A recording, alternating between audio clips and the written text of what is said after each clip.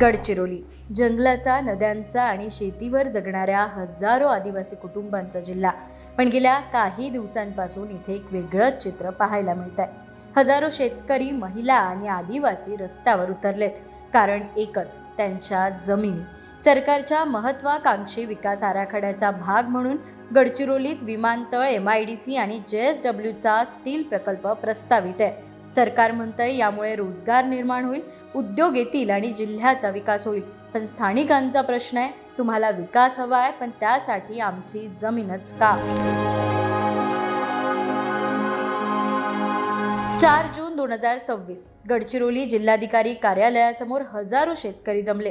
कोणी बैलगाडीतून आलं होतं, कोणी ट्रक भरून, तर काही कुटुंब 2 दिवस पुरेल एवढं धान्य आणि ताडपत्रे घेऊन आली होती. कारण त्यांना माहिती होतं, हा लढा एका दिवसाचा नाही. ऊन, पाऊस आणि अपुऱ्या सुविधा, पण आंदोलन मागे हटायला तयार नव्हतं. आमच्या गावामध्ये विमानतळ मंजूर करण्यात आलेलं आहे आणि ते आमच्या मर्जीविरुद्ध मंजूर झालं आहे. जसे की 6 तारखेला सर्वे ऑफिसकडून विमान प्राधिकरण सर्वे यांच्याकडून मोजणीसाठी सेटअप घेऊन आले होते. 6 तारखेला ग्रामपंचायतमध्ये आले, भेट घेतले. त्यानंतर सकाळी त्यांनी 7 तारखेला सकाळीच तिथे येऊन त्यांनी सेटअप लावला. सर्वे करण्यासाठी सुरुवात करताच लोकांच्या निदर्शनास आले की आपल्या गावामध्ये सर्वे करण्यात येणार आहे. त्यामुळे लोक सगळे एकत्र जमले आणि ग्रामपंचायतला भेट घेतली. तिथे त्यांना सर्वे करण्यासाठी बंदी करण्यात घातली. बंद करण्यात आला. त्याच्यानंतर त्यांना विचारण्यात आला की तुम्ही कोण आहात, कुठून आले. ते काही सांगायला तयार नाही सुरुवातीला. त्याच्यानंतर म्हटले की आम्ही सर्वे करायला आलो. सर्वे करायला आले की तर मग सर्वे कशासाठी आहे. तर त्यांनी मग सुरुवातीला तर काही सांगितले नाही, पण हळूहळू सांगायला लागले की हा सर्वे विमानतळासाठी आहे. तर आम्हाला कुणालाही माहिती न देता किंवा कुणालाही विश्वासात न घेता तुम्ही सर्वे कसे का करून राहिले. तर त्यावेळेस मग त्यांना अडवल्यानंतर त्यांनी प्राथमिक सर्वे आहे असे सांगून, प्राथमिक सर्वे आहे, आम्हाला सर्वे करू द्या असे म्हटले. तरी पण त्यांना अडवण्यात आला. त्यानंतर मग तलाठी, RI, तहसीलदार वगैरे यांना फोन केले. त्यांनी कलेक्टरच्या आदेशावरून आम्ही सर्वे करायला आलो म्हटले असता आम्ही त्यांना जाऊ दिलं नाही. कोण सर्वे करायला पाठवले त्यांना बोलवा म्हटल्यावर त्यांनी मग फोन केले तिकडे. त्याच्यानंतर तहसीलदार वगैरे त्यांनी आले इथे.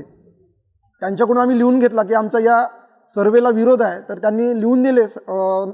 ग्रामपंचायतच्या व्हिजिट बुकमध्ये त्यांनी नोंद केली. तहसीलदार वगैरे यांनी स्वतःची स्वाक्षरी केली. स्वतःच्या हस्ताक्षरामध्ये सर्वे ऑफिसर लोकांनी लिहून दिलं की गावामध्ये विरोध असल्यामुळे आम्ही इथे सर्वे करणार नाही आणि आज आम्ही सर्वे बंद करतो आणि याच्यानंतर आम्ही सर्वेसाठी येणार नाही असे सांगून त्यांनी वापस गेले.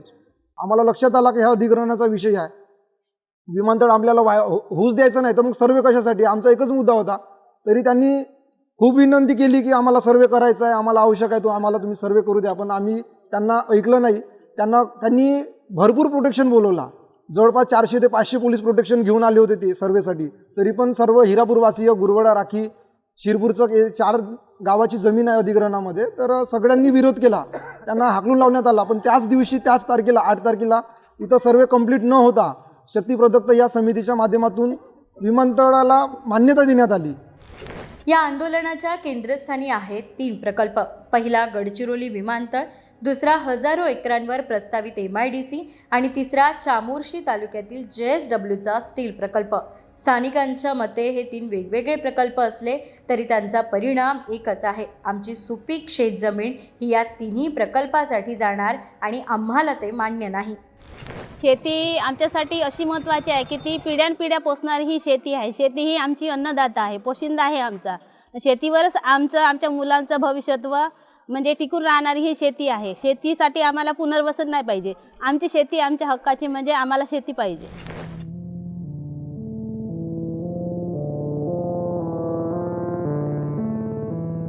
विमानतळासाठी सुमारे 311 हेक्टर जमीन प्रस्तावित आहे. यातील मोठा हिस्सा खाजगी शेतीचा आहे. शिरपूरचक, गुरुवाला, हिरापूर आणि राखी या गावातील जमीन या प्रकल्पासाठी संपादित केली जाणार आहे. तर MIDCसाठी जवळपास 8,700 हेक्टर जमीन प्रस्तावित असल्याची माहिती स्थानिक देतात. याशिवाय JSWच्या स्टील प्रकल्पासाठीही मोठ्या प्रमाणावर जमिनीची गरज आहे. या आंदोलनात महिलांची उपस्थिती विशेष लक्षवेधी होती. कारण जमीन फक्त पुरुषांची नसते. बी पेरण्यापासून कापणीपर्यंत महिलांचाही तितकाच सहभाग असतो. महिलांचं एकच म्हणणं आहे, मोबदला नको, आम्हाला आमची जमीन हवी. 12 तारखेला असं घोषितच करण्यात आलं की हिरापूर इथे विमानतळ होणार आणि 311 हेक्टर जमीन ही विमानतळासाठी दिलेली आहे. पण आम्हाला ते नको आहे अतिग्रहण. आम्हाला आमची जमीन हवी आहे. आमच्या गावचा असा शेतकरी आहे की वर्षातून तो 2 ते 3 लाख रुपये त्या जमिनीमधून कमवतो.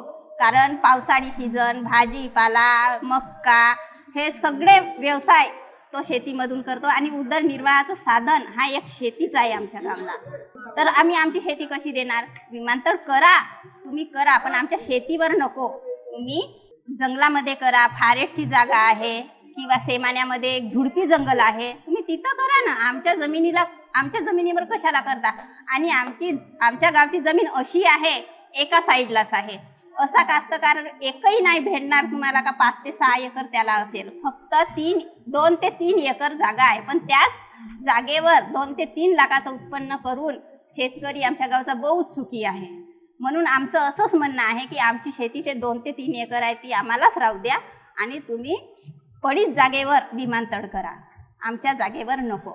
तुम्ही आम्हाला 1,500 रुपये देऊन लालूच दाखवून निवडून आल्या, यासाठी आल्या का आमच्या जमिनी तुम्ही अतिग्रहण करणार? आम्हाला लालूच दाखवल्या आणि तुम्ही निवडून आल्या.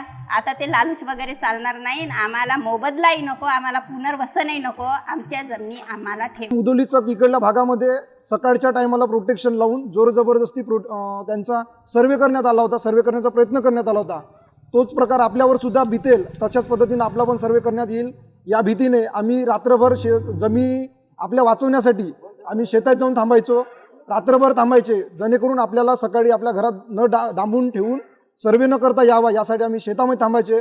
दिवसभर सकाळी 9-10 वाजता घरी यायचे, सगळे जेवण करून लहान मुलं, बाया, वयस्कर, वयोवृद्ध असलेले सुद्धा आपल्या जमिनीच्या हक्कासाठी, आपली जमीन वाचवण्यासाठी दिवसभर आम्ही उन्हातानामध्ये झाडाझुडपात बसून आपण शेतामध्ये पसरून नसायचे.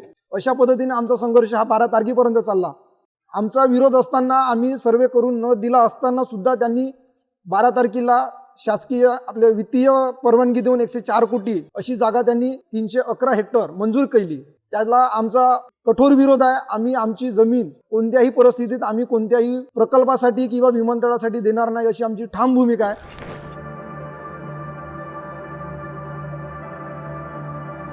2 दिवसांच्या आंदोलनानंतर सरकारने एक महत्त्वाचा निर्णय घेतला.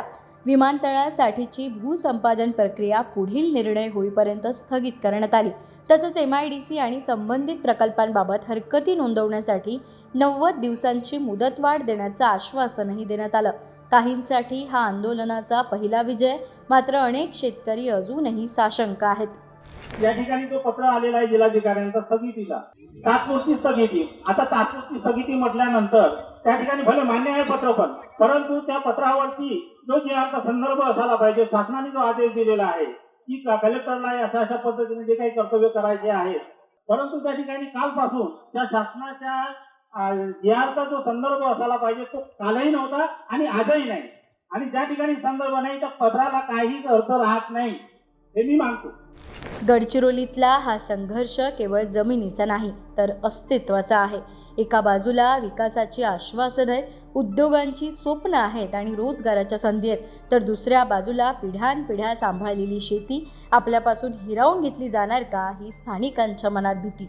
गडचिरोलीत आज सुरू असलेला हा संघर्ष विकास आणि विस्थापन यांच्यातील समतोलाचा प्रश्न पुन्हा एकदा समोर आणतोय.